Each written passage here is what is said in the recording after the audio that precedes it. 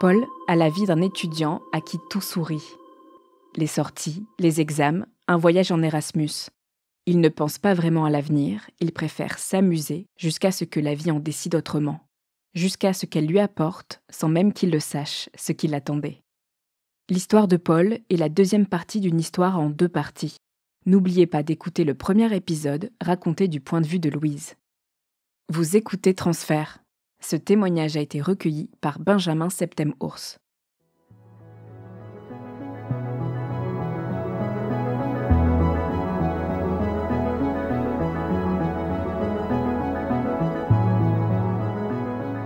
On est en 2005, j'ai 17 ans, donc je suis en première.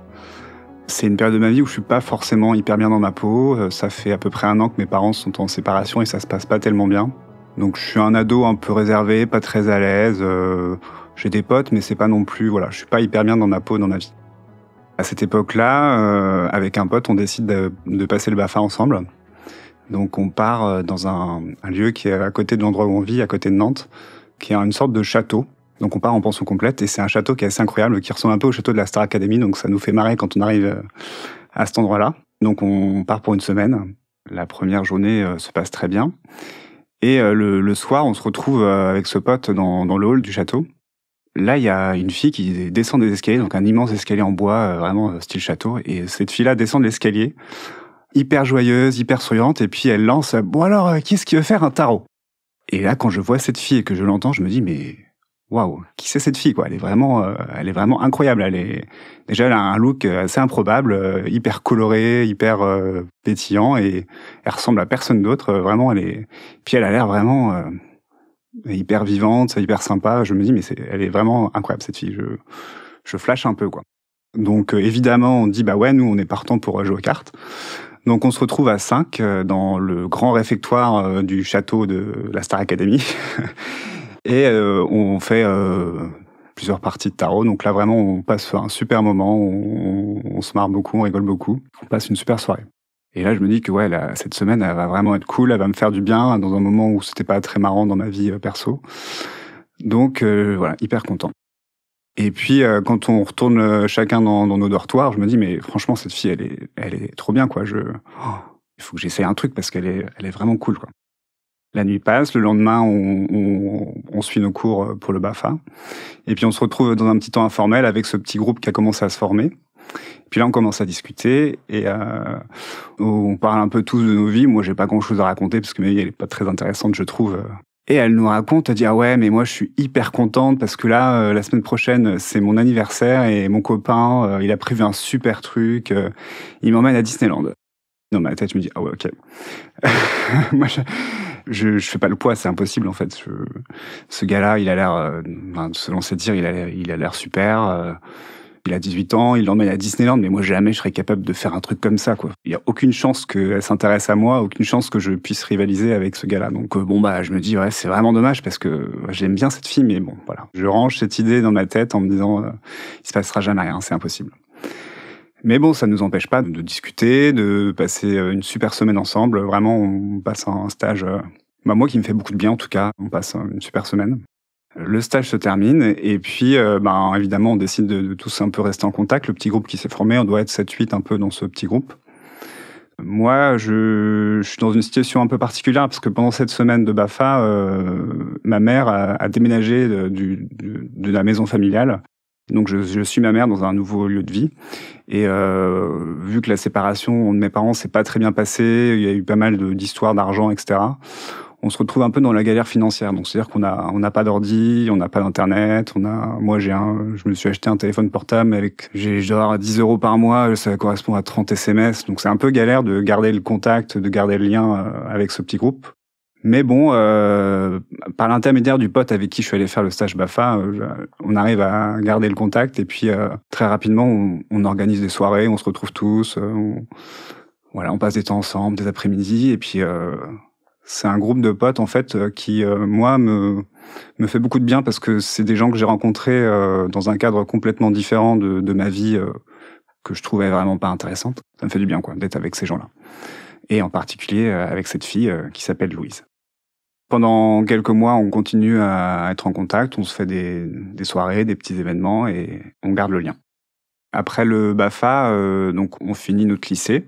Je vise une filière qui est plutôt sélective, donc je suis plutôt studieux, je passe beaucoup de temps à bosser. Mais ça n'empêche pas qu'on continue à se voir avec le groupe du BAFA.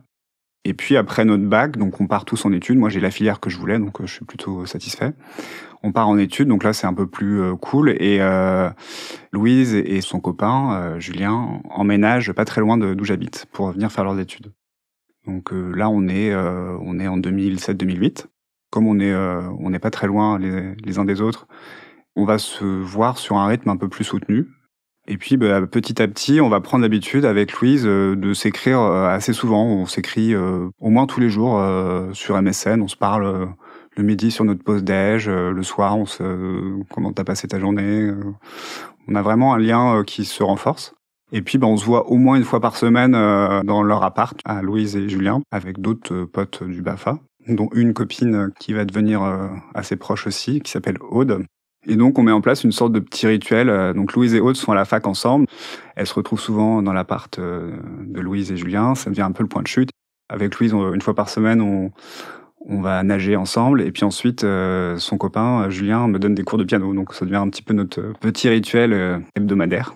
Je me rends compte que Louise, qui m'a toujours apparu comme quelqu'un d'extrêmement sociable, extrêmement solaire, etc., en fait, elle a pas tant d'amis que ça, ou en tout cas des amis proches. Elle est pas aussi à l'aise que ça sur le fait de se confier. Et en fin de compte, moi, comme je suis plutôt aussi un peu réservé et que je suis très à l'écoute et que je suis pas non plus hyper sociable, et on se trouve un peu, en fait, et on devient un peu confident l'un pour l'autre, quoi. On commence à échanger pas mal.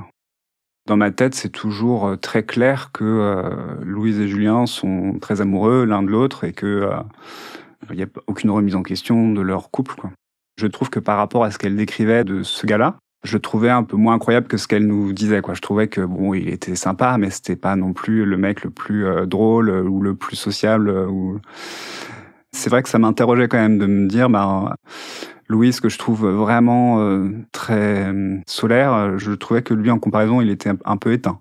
Mais bon, je me disais qu'elle devait voir en lui quelque chose que moi, je voyais pas. Un soir, d'une de ces fameuses soirées qu'on passe ensemble toutes les semaines, on décide d'aller chercher une pizza en bas de l'appartement. Là, on fait la queue pour attendre la pizza, et puis je vois qu'elle est pas très bien, je me sens pas très bien. Je lui dis, ça va? Elle me dit, ouais, en fait, faut que je te dise un truc, voilà, je suis enceinte. Et en fait, je suis pas bien parce que les odeurs, là, ça va pas, quoi. Avec les odeurs de pizza, je me sens vraiment pas bien, quoi. Oh, je tombe des nues, quoi. On a 20 ans, même pas. Et elle est enceinte, quoi. Je me dis, mais comment c'est possible? Moi, je suis dans ma 2e année d'études, je vis des choses complètement différentes, on fait la fête, on sort, on part en week-end, et je me dis, mais elle est enceinte, quoi. C'est un truc de fou. Vraiment, j'ai un moment de stupéfaction. Et en même temps, ça m'étonne pas tant que ça. Louise, elle a été placée en pouponnière très jeune quand elle avait 2 ans. Ses parents ne pouvaient pas s'occuper d'elle. Et par la suite, elle a été placée en famille d'accueil. Et quand elle a eu 18 ans, ses parents ont pu finalement, au bout de longues années, l'adopter. Et je sais que ce parcours familial a été très dur pour elle. Elle a toujours eu une sorte d'insécurité familiale vis-à-vis de cette famille d'accueil qui sont devenus ses parents avec le temps.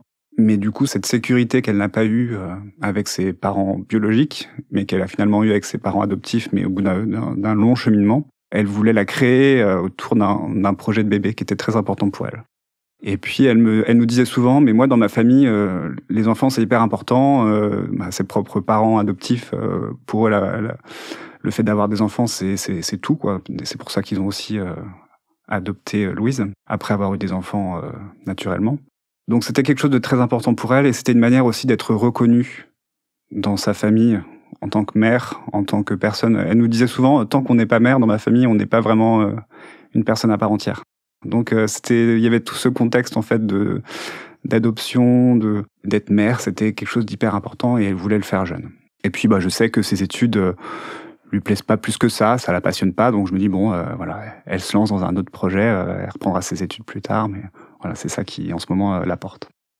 La grossesse se passe très bien, mais évidemment les rythmes de vie changent un peu, puisque quand on attend un enfant, on peut pas forcément être aussi libre et faire autant la fête que quand on est jeune étudiant de 20 ans. Donc finalement, notre petit groupe du BAFA, c'est au fil du temps, et particulièrement pendant cette grossesse, c'est complètement étiolé. Et finalement, on n'est plus que 3 du BAFA, donc Louise, Aude et moi, et puis Julien, qui est le copain de Louise. En octobre 2008, va naître le bébé de Louise et Julien. Et Aude et moi, on est les premiers au courant. Louise nous appelle tout de suite et on est les premiers à se rendre à la maternité et à découvrir ce petit bébé qui est trop mignon. Donc ouais, on est hyper heureux pour eux. Et puis je vois que Louise, c'est vraiment la concrétisation d'un projet, d'un vœu hyper cher pour elle, quoi. C'est un bonheur pour elle. Elle est complètement gaga de son petit bébé qui est trop mignon. Donc je me dis, ouais, c'est un choix un peu osé de faire un enfant si tôt, mais voilà. Elle a bien fait d'aller au bout et d'assumer son choix. Et puis, elle a aussi de la chance d'être avec quelqu'un qui l'a suivi dans ce choix, puisque je sentais quand même que c'était plutôt un choix de sa part, à elle, d'être avec quelqu'un qui l'a suivi dans cette volonté et ce choix, et qui puisse vivre ce projet ensemble.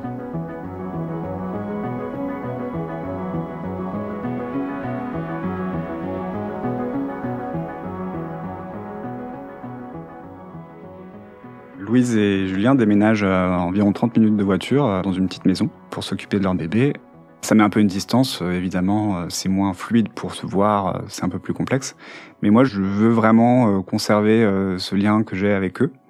Donc je fais l'effort d'aller les voir toutes les semaines. Toutes les semaines, je vais passer une soirée avec eux et je suis hyper content de venir, d'arriver à l'heure du bain, de m'occuper un petit peu du bébé, de lui donner à manger, de le coucher des fois. Voilà, c'est des moments que j'adore. Ma maman était assistante maternelle, donc il y a toujours eu plein d'enfants chez moi et je retrouve un peu ça, ce côté, voilà.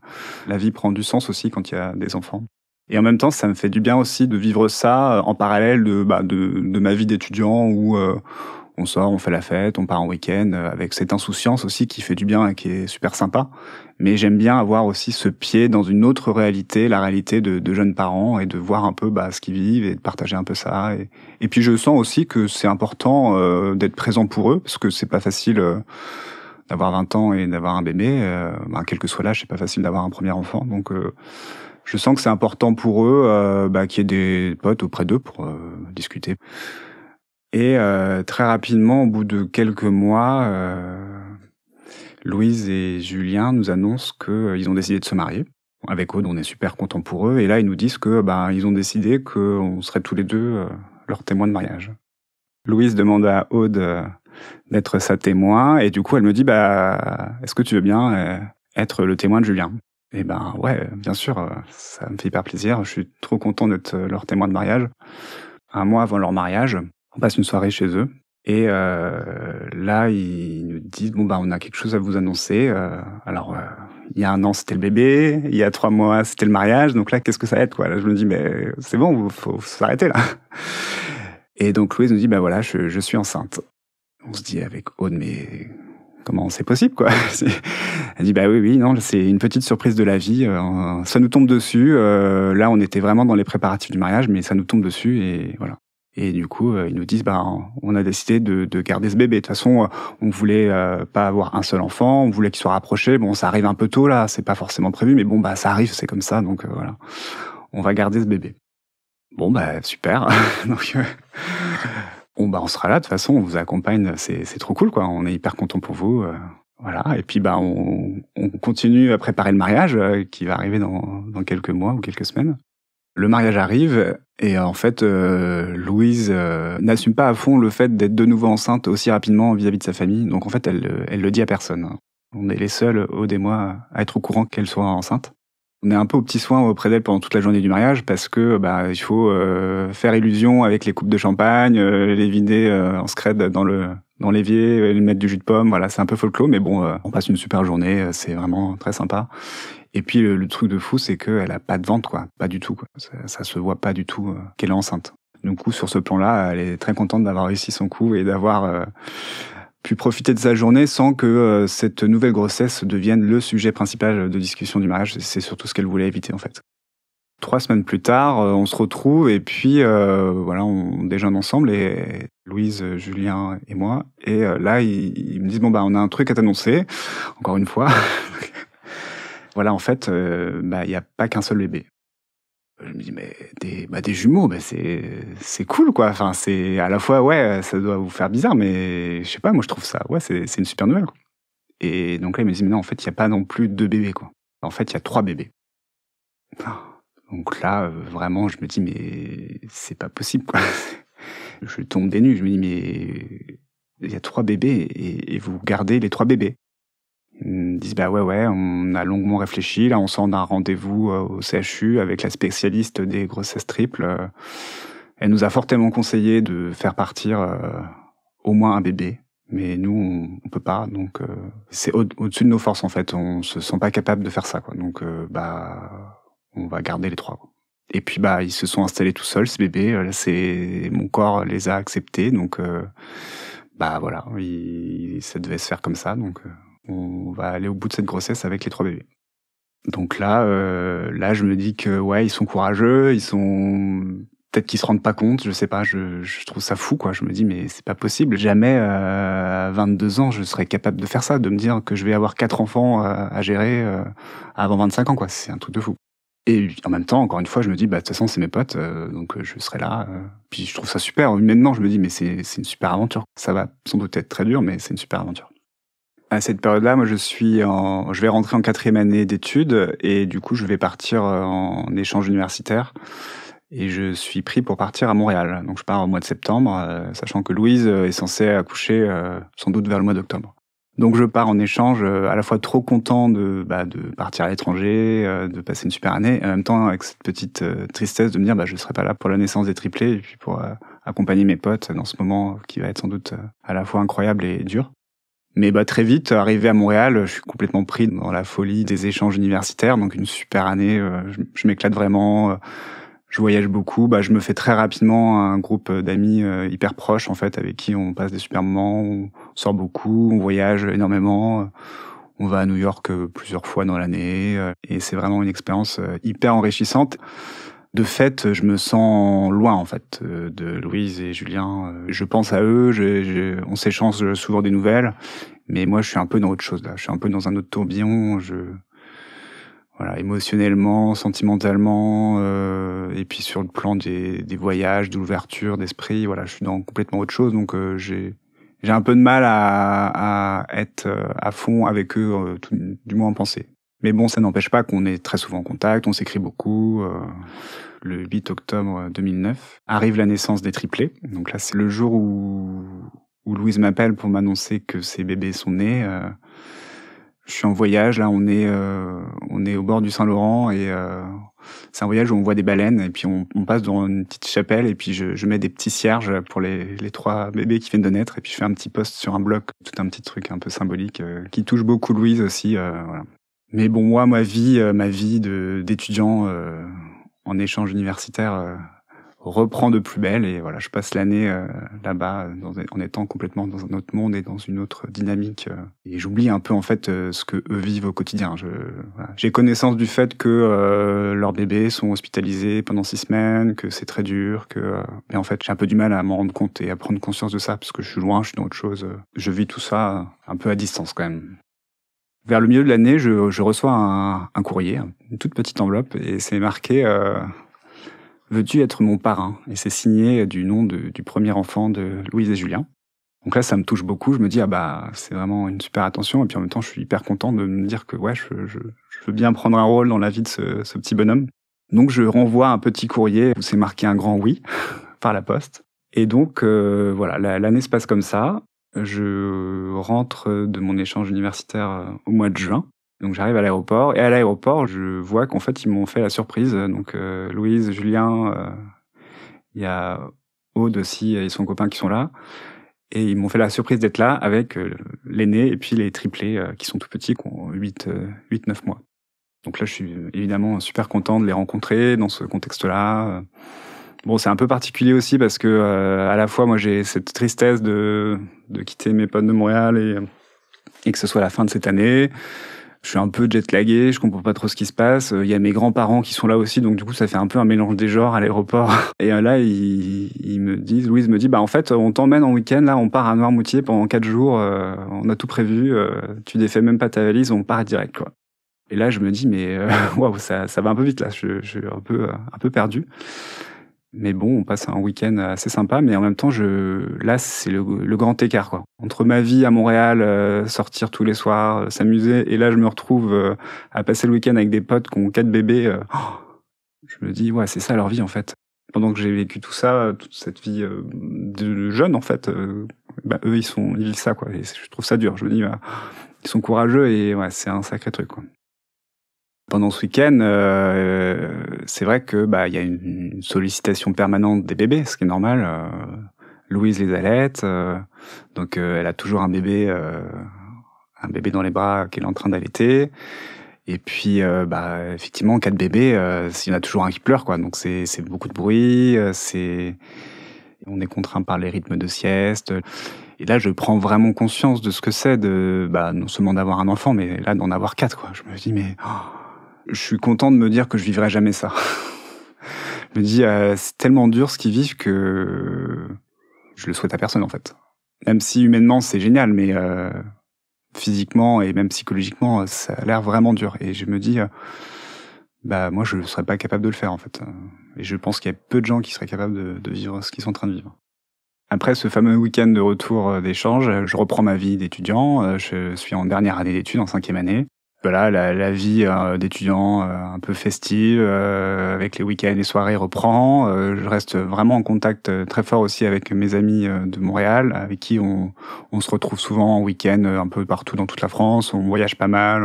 Donc je jongle un peu entre ces différents groupes d'amis. Et puis bah, je continue vraiment à garder ce contact et ce lien fort avec Louise et Julien. Je continue à aller les voir au moins une fois par semaine, et j'apprécie toujours autant ce décalage entre ce que je peux vivre, cette insouciance que je peux avoir dans mes études avec mes potes, et puis bah, ce côté très ancré dans le réel, dans la vie, plus terre à terre en fait, avec eux et leurs enfants, quoi.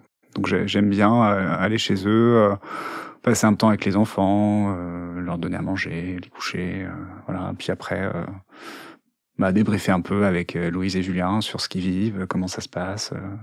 Puis en même temps, je sens que eux, ils aiment bien aussi, surtout Louise, savoir ce que je vis aussi à côté, quoi. Un peu par procuration, ça leur permet de penser à autre chose, de vivre autre chose. Voilà, ils sont toujours un peu au taquet sur mes histoires d'amour. Pendant une période, je suis en couple avec une fille, voilà, ils sont un peu toujours en train de creuser. Ça leur permet un peu de sortir de leur quotidien. Voilà. Et puis là, pendant les mois qui vont suivre, moi, je vais vraiment quand même sentir que c'est dur, quoi, pour eux. C'est dur, déjà physiquement, quoi. La fatigue. Louise, elle a perdu beaucoup de kilos, elle est très maigre, elle continue d'allaiter ses bébés. Je sens qu'elle est vraiment fatiguée. Et puis, Julien, je sens que lui, c'est plus psychologiquement que c'est compliqué, quoi. On sent que ça lui pèse quand même, ce rythme de vie très soutenu. Il a du mal à se lever la nuit pour les bébés. Il se renferme de plus en plus. Il est pas très causant à la base, mais là, il parle plus beaucoup. On sent que ça se tend, quoi. Tout se tend un peu dans leur vie, dans leur attitude, dans leurs relations. C'est pas simple.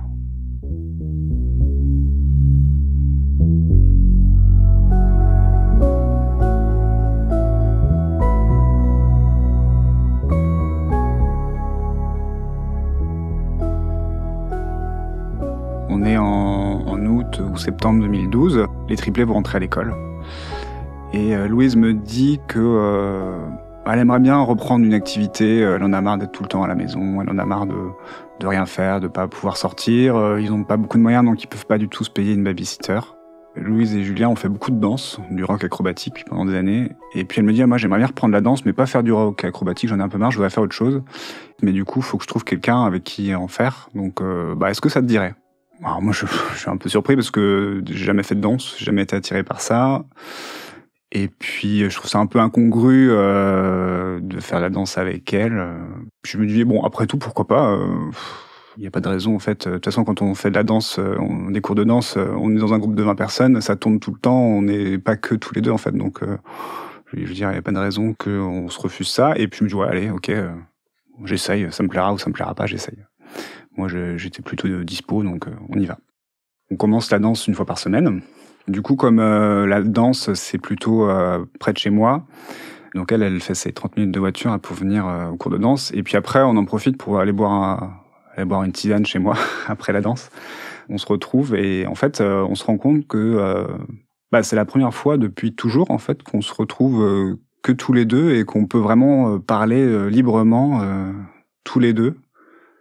En tout cas, sans qu'il y ait Julien, quoi. À partir de ce moment-là, commence à se livrer un petit peu sur sa vie de couple et sur sa vie, personnelle. Bon, au début, c'est des petits détails, des petites remarques et puis au final, moi je suis un peu, ouais, je creuse un peu.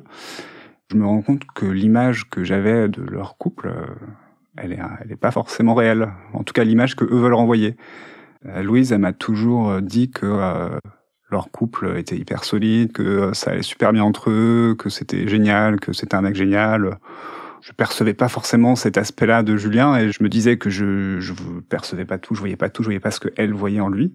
Et là, en fait, cette image qu'elle a toujours voulu renvoyer commence un peu à se fissurer parce qu'elle commence à me dire, finalement, c'est pas non plus tout rose, on s'entend pas si bien que ça, c'est pas aussi naturel que ça. C'est compliqué avec les enfants, on n'a pas forcément les mêmes idées sur la manière de les élever, sur la manière de s'en occuper, on n'est pas forcément aussi investis tous les deux dans le temps qu'on va prendre pour s'occuper d'eux. On n'est pas forcément sur la même longueur d'onde sur tous ces sujets-là, mais sur d'autres sujets. Je tombe d'eau, là. Je me dis, ah ouais, mais c'est quand même fou. On est amis depuis presque 7-8 ans. Et en fait, tu m'as jamais dit ça, quoi. Tu m'as jamais dit tout ce que tu avais sur le cœur, tout ce que tu ressentais vis-à-vis de ça, ou les problèmes que vous traversiez. Tu m'en as jamais parlé. Je me dis, oui, mais on n'était jamais tous les deux, en fait. On n'a jamais eu l'occasion de se dire ça. Et puis elle me dit, mais en fait, ces difficultés-là, j'avais pas envie d'en parler parce que je voulais me convaincre que ça n'existait pas, en fait, que on était plus fort que ça ça allait marcher. Donc, tant que j'en parlais pas, c'est comme si je niais les problèmes, quoi. Ça me surprend pas mal. Et puis, on continue à en parler chaque semaine. Elle m'en dit un peu plus. Et en fait, je comprends que, non seulement ça va pas très bien, mais ça va même pas du tout, en fait, entre eux, quoi. C'est pas, ils se parlent plus trop. Et d'ailleurs, elle me le dit. Elle me dit, j'attendais avec impatience le moment où les enfants allaient entrer à l'école parce que ça voulait dire qu'on allait se retrouver tous les deux parce qu'on aurait eu du temps libre en journée. Lui, il travaille en horaire décalé, donc on aurait pu se retrouver. Et puis elle me dit, en fait, c'est pas le cas, quoi. Et on se retrouve tous les deux, on n'a rien à se dire. Et puis lui, il est fatigué parce qu'il travaille tôt, donc il va se coucher. Et puis voilà, on se parle pas. Et en fait, ça me rend hyper malheureux parce que je me dis, mais c'est triste pour elle, quoi. Moi, c'est quelqu'un que j'apprécie énormément, Louise. Donc je me dis, mais comment c'est possible qu'elle vive ça, quoi. Cette fille-là, moi, j'ai une image d'elle tellement, elle est tellement rayonnante, elle est tellement pleine de vie, pétillante, que là, je comprends pas, en fait. Je la trouve éteinte, en fait. Je la trouve absente. Elle est en mode automatique dans sa vie et elle est pas heureuse, quoi. Ça me rend hyper triste. Ça me rend hyper triste et je me dis, il faut que ces moments qu'on a tous les deux, c'est peut-être le seul espace où elle peut parler de ça. Et puis, si elle le fait, c'est que ça doit lui faire du bien. Donc, je creuse un peu, quoi. Je lui pose des questions et puis petit à petit, on creuse le sujet, on discute de ça, on avance en fait dans notre discussion. Et puis tout cet échange fait que avant on parlait uniquement une fois par semaine et là on commence à s'appeler du coup. On s'appelle plusieurs fois par semaine et puis au bout d'un moment on s'appelle tous les jours, puis après on s'appelle le midi, le soir. En fait, je sens qu'elle a vraiment besoin de parler, quoi, que ça va pas du tout et qu'elle a besoin de parler. Au-delà du fait que ça me rende triste, en fait, je me rends compte que c'est très présent dans mon esprit, toute cette situation que Louise est en train de vivre. En fait, j'y pense beaucoup, j'y pense même tout le temps, quoi. Je suis abasourdi du décalage qu'il y a entre ce que je pensais de leur couple et ce que je découvre là. Et en fait, ça me remue plein de choses. J'ai un peu du mal à comprendre ce qui se passe à la fois dans sa vie, mais même dans ma tête, quoi. Là, la seule chose que je me dis à ce moment-là, c'est faut que je sois présent pour elle. Parce qu'elle elle en a besoin, et puis, de toute façon, s'il y a personne pour être à ses côtés, elle va faire un burn-out, et puis il faut être là. On s'appelle un midi, et en fait, elle me dit que dans son couple, il se passe plus rien, en fait. Il y a plus de désir, il se passe vraiment plus rien, et que Julien lui a carrément exprimé le fait qu'il y avait plus de désir, qu'il y avait plus rien. Je comprends pas trop, et je trouve ça hyper triste. Et là, j'ai une réaction, c'est que je vais lui dire du tac au tac, et sans réfléchir, je vais lui dire, écoute, je comprends pas trop ce que tu me dis, parce que si j'étais à sa place, en fait, moi, j'en aurais du désir pour toi. Alors, je lui ai dit d'une manière un peu plus crue, en plus, donc... Et là, il y a eu un blanc dans la discussion. En fait, elle me dit, mais quoi, qu'est-ce que tu viens de me dire?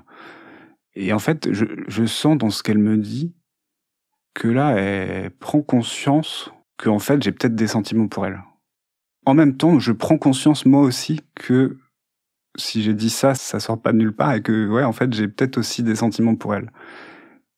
Et que tout ce que on a vécu là de discussion depuis des semaines, tout ce que j'ai en tête depuis des semaines, finalement, ça ne pouvait aboutir que sur cette phrase, en fait, de lui dire, finalement, moi, j'aimerais bien, en fait, être avec toi, quoi.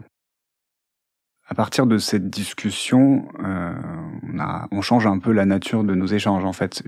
On rentre finalement, sans vraiment le vouloir et sans vraiment s'en rendre compte, dans un rapport de séduction, j'ai l'impression.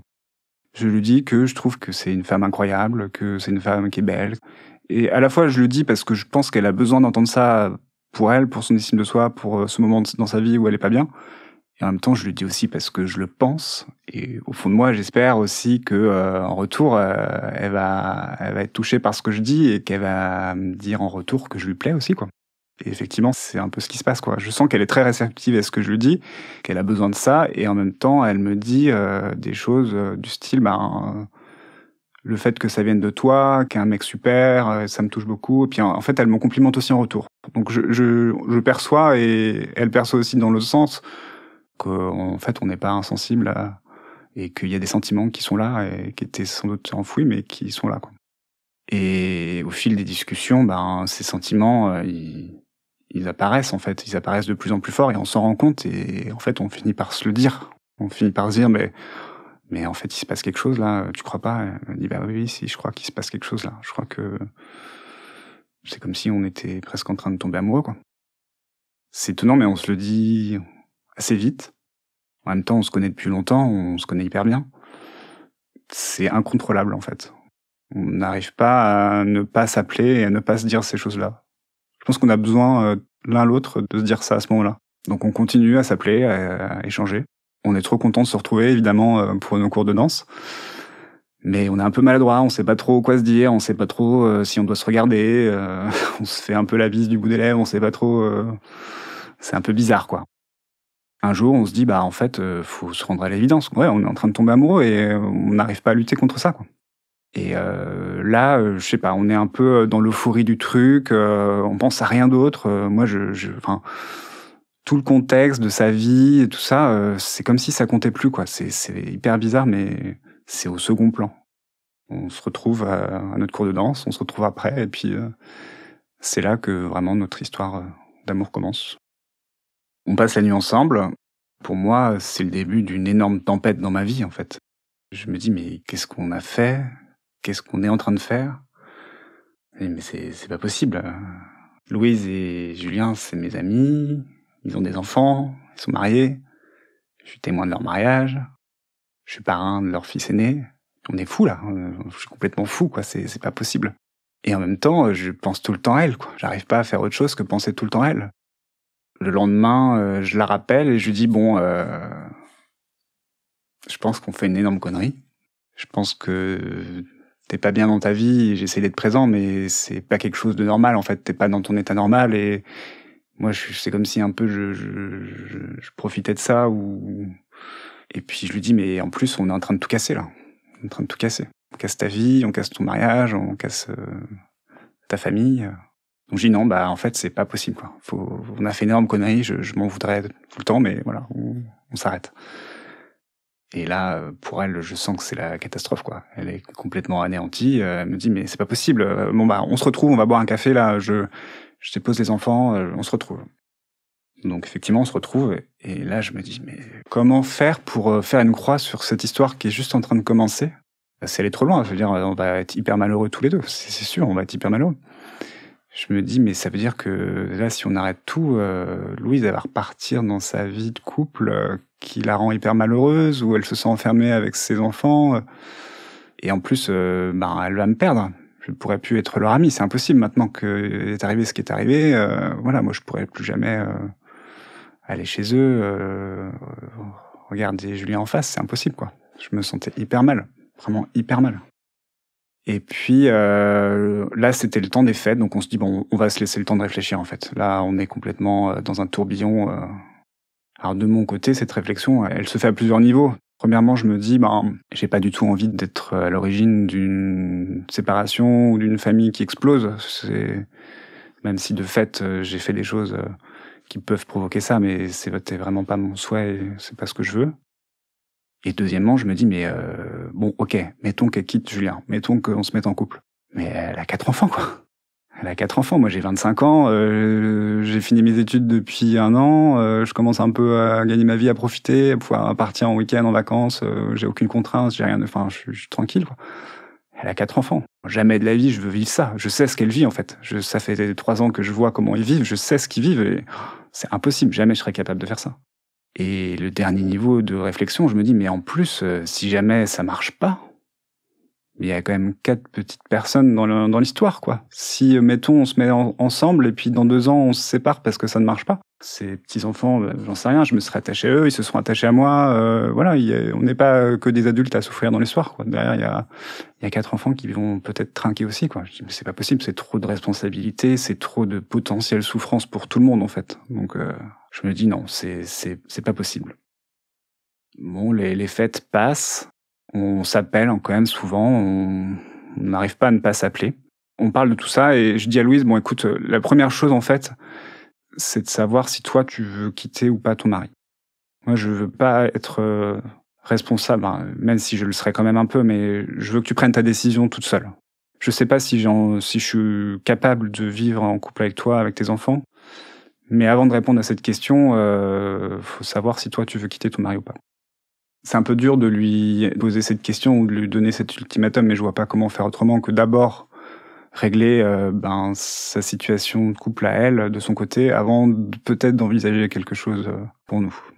Moi, dans ma tête, c'est hyper confus. Je sais pas trop ce que j'espère.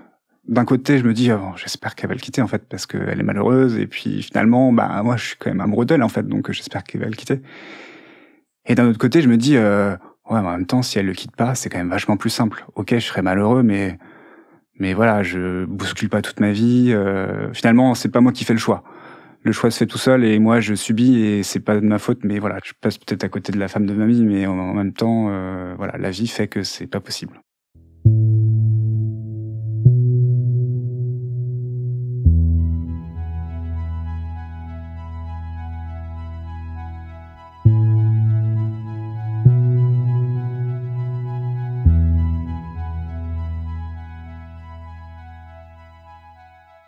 En janvier, on part à Paris tous les deux, mais chacun de notre côté, en week-end. Moi, je vais voir des potes. Elle va voir une copine à elle. On débriefe tout ça chacun de notre côté avec nos potes. Et en fait, dans le train, elle m'appelle et puis elle me dit, bon, c'est bon, j'ai pris ma décision. Je dis, ouais, donc tu fais quoi du coup? Elle me dit, ma pote m'a vraiment déconseillé de quitter Julien. Elle m'a dit que c'était une grosse connerie, que j'avais 4 enfants, qu'il fallait surtout pas que je fasse ça, que j'allais me retrouver tout seul. Elle m'a dit que l'histoire avec Paul, c'était juste que ça le faisait kiffer de se taper une milf. Donc, ne le quitte pas. Je dis, ouais, ok, t'as dit ça. Et du coup, tu fais quoi? Elle me dit, je le quitte. Elle me dit, ça m'a fait tellement réfléchir sur le fait que non, c'était pas ça les bonnes raisons, en fait. Moi, elle me dit, je vais pas rester avec quelqu'un uniquement par confort. Quelle image du couple je veux donner à mes enfants? Que mes enfants me voient malheureuse pendant des années, que me voient m'enfermer dans une relation qui ne nous satisfait pas tous les deux. Donc en fait, ça n'a aucun sens, quoi. Je dis, voilà, c'est ma décision. Quel que soit ce que tu feras derrière, je quitte Julien. Là, je suis super content. Et en même temps, hyper apeuré. Parce que je me dis, ok, maintenant la balle est dans mon camp. Donc il faut que je réfléchisse maintenant. Et en fin de compte, je pense que j'ai déjà réfléchi un petit peu. C'est hyper contrasté dans ma tête. C'est que la raison me dit, mais non, tu peux pas te mettre en couple avec quelqu'un qui a 4 enfants. Ta vie va être complètement bousculée, tu sais ce que c'est, tu peux pas. Et en même temps, le cœur qui me dit, oui, mais je me vois pas vivre sans elle, en fait. Donc, je dis, ok. Et je lui dis, par contre, si on se lance, moi, j'ai réfléchi, là, depuis quelques semaines et il faut que ce soit quelque chose de sérieux, quoi. Parce qu'il y a quand même les enfants. Peut-être que ça marchera pas, mais je dis, on se donne les moyens pour que ça marche, quoi. L'avantage, c'est qu'on se connaît bien. Donc, on décide d'essayer. En fait, on décide de se donner une chance et puis de faire en sorte que ça fonctionne. Et moi, je suis complètement terrorisé, quoi. Je me dis, mais qu'est-ce que j'ai fait comme choix, quoi? Pourquoi je fais ce choix-là, quoi? C'est fou, quoi. Il va falloir que j'assume. Je suis un peu perdu, mais en même temps, je suis assez euphorique. En fait, je me sens bien avec Louise. On est super bien ensemble.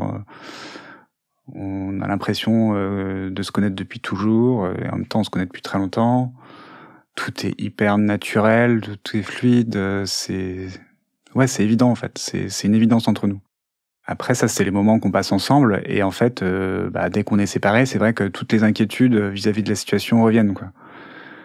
Comment ça va se passer avec les enfants? Comment ça va se passer, sa séparation? Puis même, si on se projette un petit peu à moyen ou long terme, quelles conséquences en fait pour ma vie, quoi. C'est vrai que oui, là potentiellement, je vais me retrouver à vivre une partie de mon temps avec 4 enfants, alors que j'ai 25 ans. 4 enfants qui sont pas les miens et qui ont 3 et 4 ans. J'appréhende de l'annoncer à mes amis, à ma famille, à mon travail. C'est assez inquiétant, j'ai peur de la réaction des gens. Alors que c'est vrai que finalement, on peut se dire que c'est la vie, il y a rien de très grave. Voilà, c'est pas comme d'avoir un enfant malade ou... Non, là c'est que du positif, mais bon. Finalement, on l'annonce assez rapidement dans la famille de Louise. Moi, sa famille, je la connais assez bien, puisque ça fait des années qu'on est potes. Je suis parrain de l'aîné, je suis témoin de mariage, donc je connais tout le monde très bien. Je m'entends très bien avec tout le monde. Et finalement, la réaction, elle est hyper surprenante pour nous. Parce que personne n'est surpris. Les gens sont plus surpris du fait que Louise se sépare et divorce de Julien que du fait qu'on soit ensemble. Pour eux, oui, ok, passer le choc de la nouvelle auquel Louise divorce, oui, elle se met en couple avec Paul. C'est logique. Et nous, on est super étonnés. On me dit, mais attendez, pourquoi ça vous semble logique? Il y avait rien, en fait. Et puis là, tout le monde nous dit, ça crevait les yeux, en fait. C'était évident. Et le frère de Louise, lui, il nous dit carrément, mais de toute façon, vous étiez amants depuis des années. Mais non, pas du tout. Vraiment pas du tout. Et on l'avait jamais même pensé, quoi. C'était pas du tout ambigu jusqu'à cette fin d'année 2012. Il y avait rien d'ambigu du tout dans notre relation. De mon côté, je l'annonce assez rapidement aussi, finalement. Et les réactions sont plutôt bienveillantes, de mon côté également. Dans ma famille, les gens sont pas trop jugeants, chacun vit sa vie. À partir du moment où les gens sont heureux vis-à-vis des choix qu'ils ont faits, il n'y a pas trop de jugement. Donc finalement, à ma grande surprise, tout le monde l'accepte bien. Et assez rapidement, les enfants rencontrent ma famille et ça se passe super bien. Ils sont très bien accueillis. Il y a vraiment beaucoup de bienveillance. Dans un premier temps, évidemment, chacun reste habité chez soi. Moi, j'habite en ville. Louise habite plutôt à la campagne. Moi, j'habite proche de mon travail. Donc, on se voit le week-end. On passe nos week-ends ensemble. Donc, un week-end sur 2, elle a ses enfants. Donc, je viens vivre chez elle avec ses enfants. Et le week-end suivant, elle est seule. Donc, elle vient du coup vivre chez moi. Dans les deux cas, c'est des moments qui sont assez sympas parce que moi, j'apprends à découvrir les enfants au quotidien. Et les week-ends où on n'est que tous les deux, là, on profite vraiment à fond de ces moments ensemble. Et puis petit à petit, je vais passer quelques soirées en semaine chez elle. Donc en fait, je commence un peu à aller découvrir le quotidien avec ses enfants en semaine aussi. Mais bon, je me rends bien compte que c'est pas un quotidien très représentatif parce que finalement, mettre tout en place pour que quand j'arrive du travail, tout soit fait, les enfants sont quasiment couchés et elle a toujours tout préparé pour que finalement le fait qu'elle ait des enfants n'ait pas un impact trop fort sur notre vie de couple à deux, quoi. Donc je suis assez touché par ça et je me dis mais en fait elle a pas forcément besoin d'en faire autant, mais voilà, je pense que pour elle c'est important de faire ça. C'est une période qui est assez stimulante parce que à la fois il y a ces week-ends avec tout le monde et puis à l'inverse ces week-ends où on se retrouve tous les deux et je sens vraiment que pour elle c'est un peu une renaissance, en fait. Ça fait 4 ans qu'elle a pas eu de week-end sans enfant, en fait. Ça fait 4 ans qu'elle est pas allée au restaurant, pas allée au cinéma, qu'elle a pas eu une journée où elle pouvait faire une grasse matinée. Et en fait, elle redécouvre ces moments de plaisir tout simples et c'est hyper agréable, quoi. On profite de la vie un peu tout simplement. Donc ça se passe comme ça pendant à peu près 1 an et demi. Et puis, au bout d'1 an et demi, on se dit que il est temps qu'on envisage d'habiter ensemble avec les enfants. Sachant qu'elle a les enfants une majorité du temps. Les enfants partent en week-end chez leur père un week-end sur 2. On trouve un grand appartement familial, on loue, et puis on se retrouve tous en juin 2014 dans cet appartement. Et là, c'est le début de notre vie tous les 6. Donc c'est super chouette. On est hyper contents de se retrouver, de vivre en centre-ville avec les enfants, d'habiter cette vie. J'ai pas vraiment d'appréhension par rapport au fait de vivre au quotidien avec les enfants, puisque ça fait finalement 1 an et demi que je les vois 3-4 fois par semaine, que ça se passe super bien. L'appréhension que j'ai, ou le questionnement que j'ai en tout cas, c'est mon positionnement en tant que beau-père. Parce que ces enfants, ils ont un père, je suis pas leur père, et il y a hors de question de prendre sa place. Donc c'est de trouver la bonne distance, la bonne place pour être dans un rôle de beau-père. Et ça, c'est pas facile. Surtout qu'ils sont petits, en fait. Tout ne peut pas passer par la parole ou l'explication, même si on leur parle beaucoup et qu'on leur explique toute la situation. Mais c'est quand même pas simple, parce que ils sont petits, ils m'ont toujours connu, toujours été là dans leur vie, mais je suis pas leur père, et il est hors de question que je devienne leur père, donc moi j'ai un peu de mal avec ça. Par exemple, est-ce que j'ai le droit de leur faire un câlin ou pas? Est-ce que j'ai le droit d'être affectueux avec eux ou pas? Parce que j'ai pas envie de prendre une place qui n'est pas la mienne, et en même temps je me dis bah oui, mais ils ont peut-être besoin aussi de... Voilà, c'est pas la vie quotidienne qui m'inquiète, c'est plutôt ce positionnement. Notre vie quotidienne se passe super bien. On est hyper content de vivre en centre-ville, de pouvoir profiter des expos, de la vie en ville. Ce que Louise ne connaissait pas vraiment, puisqu'elle a jamais vécu en ville. Et je sais qu'elle fait beaucoup d'efforts pour que le quotidien des enfants soit pas trop pesant pour moi. Et en même temps, je sais pas si elle le perçoit, mais j'essaie aussi quand même de lui montrer que moi, ça me dérange pas et ça me semble naturel, en fait, de prendre ma part aussi dans la gestion quotidienne des enfants. Donc, petit à petit, en fait, je m'occupe un peu plus d'eux, je les emmène à l'école le matin, ou je gère des temps en particulier. Voilà, on essaie petit à petit de trouver un équilibre. Et en fait, ça se fait assez naturellement. Bon, parfois, il y a des petites tensions, mais franchement, c'est plutôt naturel, c'est plutôt simple, en fait. On se pose pas trop de questions. Et puis, on a quand même ces temps où on se retrouve tous les deux, un week-end sur deux, la moitié des vacances, on se retrouve tous les deux. Donc ça, c'est vraiment des temps qui nous permettent de nous retrouver, de nous construire un petit peu purement en tant que couple et plus en tant que parents, beaux-parents. Et ça nous fait vraiment du bien. Et justement, je pense qu'on apprécie vraiment ces temps par rapport à des gens qui n'ont pas d'enfants, qui sont tout le temps sur ces temps-là, et peut-être qu'au bout d'un moment, on n'a plus conscience en fait de cette insouciance. Nous, quand on est en week-end, tous les deux, on en profite à 100% et on a conscience de la chance qu'on a d'avoir ces moments-là. Le temps passe, la vie est assez cool, assez simple dans cet appart, et en fait, assez rapidement, moi je me dis, là je suis sûr de moi en fait, ça se passe bien, on est heureux, ça fait 2 ans qu'on est ensemble, ça fait 6-8 mois qu'on habite ensemble, ça roule nickel. Et là, je me dis, en fait, j'ai envie de donner une légitimité ou un statut à notre famille. J'ai envie d'être un peu reconnu comme beau-père aussi. Et puis, j'ai envie aussi d'officialiser notre amour. Donc, je pense que c'est important qu'on se marie assez rapidement. Pour les enfants aussi, pour que ils sentent aussi mon engagement. Qu'ils sentent que, voilà, je me suis engagé en me mariant avec leur mère et que je vais pas disparaître du jour au lendemain, et que c'est sérieux, en fait. Et qu'ils peuvent compter sur moi. Donc, en fin 2014, je demande à Louise si elle accepterait de m'épouser, ce qu'elle accepte. Et donc, on se marie quelques mois plus tard, on se marie en septembre 2015.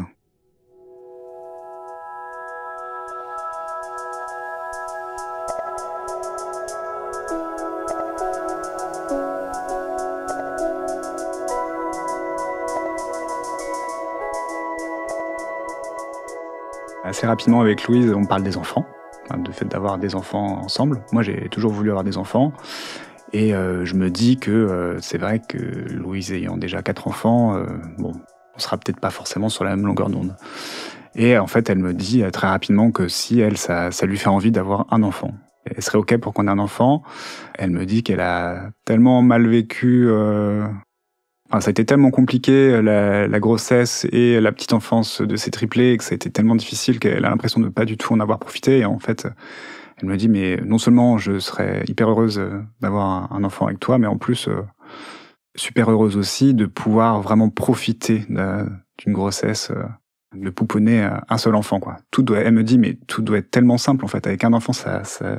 Et puis, voilà, on sent qu'on est sur la même longueur d'onde. Elle me dit, mais ce qui est génial, c'est que je vois comment t'es avec mes enfants, en fait. Je sais qu'on est sur la même longueur d'onde sur la manière de les éduquer, sur plein de choses. Tout roule, en fait. Donc, elle dit, moi, ça va marcher. Donc, OK, moi, je suis d'accord pour qu'on fasse un enfant. Mais bon, j'aurais bien aimé en avoir 2, mais c'est vrai qu'on se dit, bah voilà, il y en a déjà 4. On va pas non plus... le mieux est l'ennemi du bien. On va s'arrêter à un enfant, ça sera déjà super, et cet enfant sera hyper heureux dans cette famille un peu atypique. Mais voilà, je pense que ça sera vraiment chouette. Donc on se lance assez rapidement après notre mariage dans le projet bébé. Et Louise tombe enceinte tout de suite, très rapidement. Donc on est super heureux. Vraiment, c'est la concrétisation de toutes ces années en fait où on a construit notre couple. Mais très rapidement, c'est pas une grossesse qui se passe hyper bien. Et au bout de quelques semaines, je sais plus à combien de semaines de grossesse elle est, elle perd du sang. Donc elle me dit bon, moi, je vais aller consulter ma gynéco un peu en urgence. Elle va regarder, elle dit c'est peut-être une fausse couche, mais bon, je suis tombée enceinte très rapidement, donc si c'était une fausse couche, c'est tout début de grossesse, c'est pas très grave, quoi. Je lui dis je viens avec toi. Elle me dit non, c'est bon, c'est juste un contrôle, voilà, voir si le bébé est toujours accroché ou pas. Je vais voir. Donc elle va à son rendez-vous. Elle m'appelle quelques heures plus tard, en pleurs. Je me dis ça y est, le bébé est parti, ça doit être une fausse couche. Et elle me dit non, c'est pire que ça, c'est qu'il y a pas un bébé en fait. Donc là, je me dis mais ça recommence. Elle me dit non, en fait, il y a pas un bébé, il y a 2 bébés, c'est des jumeaux. Il y a 2 bébés. Et elle est catastrophée. Elle est vraiment c'est pas possible, quoi. Et je lui dis mais c'est génial, c'est vraiment génial, 2 bébés, mais c'est inespéré. Elle me dit mais non, mais tu te rends pas compte, c'est horrible, c'est vraiment horrible, 2 bébés. Et en fait, là, je me rends compte que tout ce qu'elle a vécu avec ses triplés, toutes les difficultés, c'est presque le traumatisme. Ouais, je pense que c'est presque un traumatisme, en fait. Cette inquiétude qu'elle a eue, ces bébés en réanimation pendant des semaines, la pouponnière, enfin, la maternité, les mois d'absence de sommeil, tout ça, ça remonte là. Tout remonte d'un coup. Et en fait, elle est complètement catastrophée. Et moi, à l'inverse, je suis trop content. Parce que, 2 bébés, c'est ce que j'avais toujours imaginé, et je m'étais fait une raison. Mais là, en fait, finalement, la vie va nous l'offrir sans qu'on s'y attendait. Donc, je lui dis, écoute, non, mais t'inquiète pas, moi, je vais être là, je serai présent, et puis on va y arriver. Et puis, oui, ça sera peut-être dur, mais on va y arriver. Et puis 2, c'est pas 3, quand même, hein. 2 bébés, c'est pas 3 bébés. Donc 2 bébés, elle me dit oui, t'as raison, j'ai 2 bras pour le tenir 2 bébés. Je dis voilà. Elle m'a dit oui, mais tu sais, on s'occupe quand même de 4 enfants au quotidien, hein, qui ont 6 et 7 ans, donc c'est ok, c'est que 2 bébés, mais il y a quand même 4 enfants au-dessus à gérer, quoi. Je dis oui, mais bon, voilà, c'est comme ça. Je pense que notre histoire, elle était faite pour être un rebondissement, donc voilà, un nouveau rebondissement, et on l'accepte. Et donc au final, petit à petit, elle se fait à l'idée. Je pense que face à mon enthousiasme et face à ma joie, elle se dit ouais, en fait, il a peut-être raison, ça va le faire. On va y arriver. Ça va le faire. On va le faire. La grossesse, c'est pas un long fleuve tranquille. Elle est un peu complexe, mais bon, elle se passe quand même. Nos 2 bébés, donc ce sont 2 petites filles, 2 petites jumelles, naissent au mois de janvier, avec un peu d'avance, évidemment, avec un mois d'avance, mais voilà, elles sont en bonne santé, Louise aussi, donc on est vraiment à ce moment-là hyper heureux. Vraiment, moi, je suis hyper heureux. Je me dis que on a une chance incroyable parce que on a 2 enfants, Louise en a 6 en tout, dont 5 ont été prématurés, voire grands prématurés, et en fait, ils sont tous en bonne santé, ils vont tous bien. Donc finalement, on se dit que la vie est plus forte en fait. Là, à ce moment-là, on se dit qu'on a une chance incroyable en fait, que tout ce qu'on a vécu, c'est pas si important au regard de la chance qu'on a d'avoir des enfants en bonne santé. On est comblé. Alors les premiers moments sont quand même très durs, physiquement, psychologiquement, puisque évidemment on se retrouve avec 2 bébés qui ne dorment pas, qui ne font pas leur nuit pendant plusieurs années, et avec 4 enfants de 6 et 7 ans à gérer en plus, quoi. Au quotidien, c'est vrai que c'est quand même assez lourd, c'est quand même assez dur. À nouveau, c'est important pour Louise d'allaiter nos bébés. Une des 2 filles qui n'arrive pas à téter au sein, donc finalement, elle passe très rapidement au biberon. C'est vrai que le quotidien est dur, mais en fait, ce que je ressens vraiment, c'est qu'on est une équipe. C'est que on est hyper soudés. Alors, on peut se prendre la tête sur des détails parce qu'on est fatigué, en fait, mais on est hyper soudés. Quand on sent qu'il y en a un qui flanche un peu, l'autre est là en appui et inversement en fait. Et finalement, on a toujours fonctionné et on fonctionne encore sur des projets. On a toujours eu des projets ensemble et là, ces bébés sont un très beau projet en soi et en fait, on enquille directement sur de nouveaux projets dans notre vie. Donc, nos filles ont 9 mois. En fait, on se lance dans un projet immobilier, on achète une immense maison à retaper entièrement, on retape nous-mêmes pour toute la famille. On est épuisé, on est hyper fatigué, mais en fait, ça nous porte. On sait que c'est une période qui est dure, mais qui va pas durer non plus éternellement. Louise l'a vécu, et puis moi aussi un petit peu avec les enfants, avec ses enfants, avec les grands. Et on sait que voilà, il y a 4 ou 6 ans qui vont être un peu compliqués, mais ça passe vite. Et puis la compensation, c'est le bonheur de voir ses enfants et de voir cette fratrie en fait qui est géniale. Aujourd'hui, les enfants de Louise ont 16 et 15 ans, les triplés ont 15 ans. Et nos filles, nos jumelles, ont 8 ans. Et quand on regarde cette fratrie, quand on passe des moments, des repas de famille tous ensemble, des dimanches tous ensemble, on se dit qu'on a de la chance d'avoir une si belle famille. En fait, nos enfants sont très soudés entre eux. Il y a une super complicité qui existe entre les grands et les petites. On est très content avec du recul d'avoir eu des jumelles parce qu'on se dit au moins ça équilibre un petit peu la fratrie entre les grands et les petites. Mais non, franchement, on est vraiment content de voir ce qu'on a créé en fait de liens entre eux. On se sent bien en fait. On passe des super moments. Alors il y a des moments qui sont compliqués. On vit quand même avec 4 ados à la maison, donc il y a des moments de prise de tête comme dans toutes les familles. Souvent, c'est des sujets qui viennent dans les discussions avec eux. Ils me disent, mais tu regrettes pas de t'être mis avec Louise, tu te regrettes pas de vivre avec nous depuis 12 ans? Et je leur dis que non, je regrette pas. C'est sûr que j'ai peut-être moins profité au sens de faire la fête, voyager, partir en week-end que les autres jeunes de mon âge, mais je pense que j'ai vécu d'autres choses qui sont aussi très enrichissantes et en fait on a l'impression, en tout cas moi j'ai l'impression qu'on a construit quelque chose. On a construit quelque chose qui est un peu atypique, qui n'a pas été facile à porter tous les jours, mais aujourd'hui on a une force en fait. Notre famille c'est une force. On en est fiers, je pense. Moi j'en suis fier de notre famille.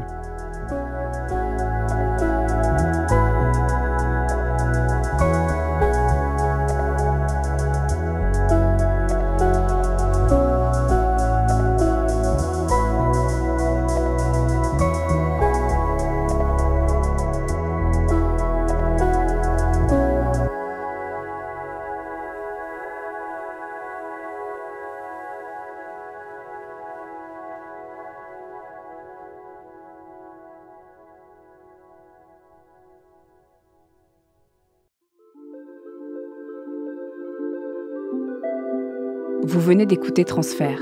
Ce témoignage a été recueilli par Benjamin Septem-Ours. Cet épisode a été produit par Slate Podcast. Direction éditoriale, Christophe Caron. Direction de la production, Sarah Koskiewicz. Direction artistique et habillage musical, Benjamin Septem-Ours. Production éditoriale, Sarah Koskiewicz et Benjamin Septem-Ours. Chargé de pré-production, Astrid Verdun. Prise de son, Johanna Lalonde. Montage, Mona Delahaye. Musique, Sable Blanc. L'introduction a été écrite par Sarah Koskiewicz et Benjamin Septem-Ours. Elle est lue par Aurélie Rodriguez. Retrouvez Transfert tous les jeudis sur slate.fr et sur votre application d'écoute préférée. Découvrez aussi Transfert Club, l'offre premium de Transfert. 2 fois par mois, Transfert Club donne accès à du contenu exclusif, des histoires inédites et les coulisses de vos épisodes préférés. Pour vous abonner, rendez-vous sur slate.fr/transfertclub. Pour proposer une histoire, vous pouvez nous envoyer un mail à l'adresse transfert@slate.fr.